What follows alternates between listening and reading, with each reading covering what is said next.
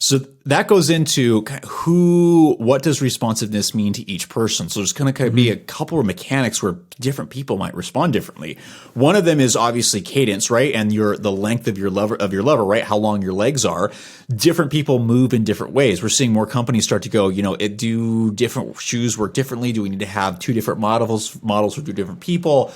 How each person's going to respond, we're still trying to learn. I know ASICS, just to throw a name out, was trying the cadence versus stride model. And I think that may have worked for some people, may not have worked for others, because different people said, hey, I've got a super high cadence and I'm really, really enjoying the sky. And other people said, I have a super long stride. I'm loving the edge. It's like, okay, well, maybe we need to, I see where they're going. I see what they're trying, right? There's so some work that needs to be done. They still had two solid shoes that gave people options. Right.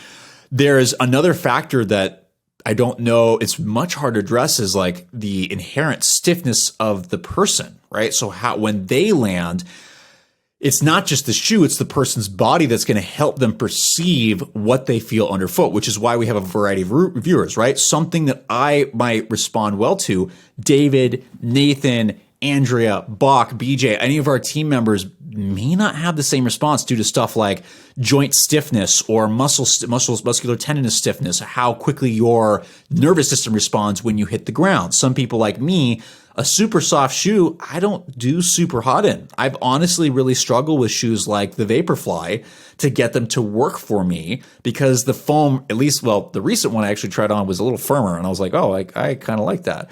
But some of the original ones had so much bounce to them and they were so soft that I just kind of sat in them and I couldn't pop out of them, because I don't tend to be as stiff. Whereas I might argue, David, you correct me if I'm wrong, you got much more snappy mechanics. So that might be something you perceive differently, because you have to remember that responsiveness is a subjective perception at the end of the day. Even though we're trying to define it mechanically, it is subjective.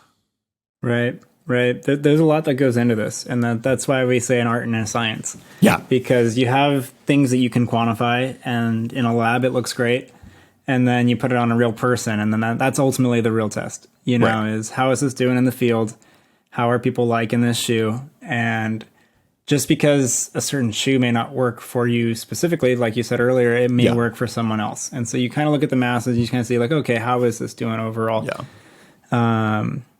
But yeah, I look at responsiveness like as an experience, and that could also vary too. That's good. Like, I like that. Like when we're talking about responsiveness, you might not want it to be quote unquote more responsive. Like I think of looking at, like, so let's say a track race, and I'm looking at, let's say, the Nike Victory 3 versus the Nike Dragonfly. So for those of those that know track spikes, you'll know what I'm talking about. If you don't know track spikes, when you look at it, so the Victory 3 has that airbag in the forefoot, a much sharper spike plate, a little bit less ZoomX, I'm pretty sure, and just a much more aggressive profile and a carbon plate. And when you look at the Dragonfly, a little bit less dramatic design. It's kind of a more traditional kind of spike plate, P-back spike plate.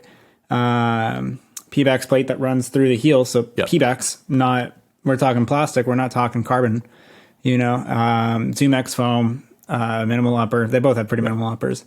But the experience you get from the two, one of them is like, I don't know if my calves can hang for longer than like 1,200 meters in this thing, versus like Dragonfly, I feel like I can take 5K pretty comfortably. But that might not be the same for someone else, depending on the mechanics. Like some people might really like that stiff up front on your forefoot type profile. And I don't know if it's just me getting older, but I can't do that as much anymore, man. I was looking track 10K. I'm looking at the Avanti. Avanti's much more forgiving than the Dragonfly when you look at the profile. I can tell you from what I'm seeing initially with data collection so my dissertation, for those that don't know, is on masters runners and trying to figure out what's happening as we get older. And one of the things that I'm kind of seeing consistently is we lose calf strength. I'm like, oh yeah, that would explain it. For those interested, one of the challenges, so I'm in my pilot study right now. I'm just getting like whoever, whether you're, not any specific pathology, but the full study is looking at, hey, those who have Achilles and calf issues and those who don't. One of the challenges I'm running into when I'm asking some of my subjects is because I'm looking at 50 to 75-year-old runners, every single one that's coming in is going, yeah, I've had some calf issues or Achilles problems in the past. And I'm like, oh, great. I don't know if I'm going to find anybody that doesn't have this. So yeah, it's one of the things that happens as we get older.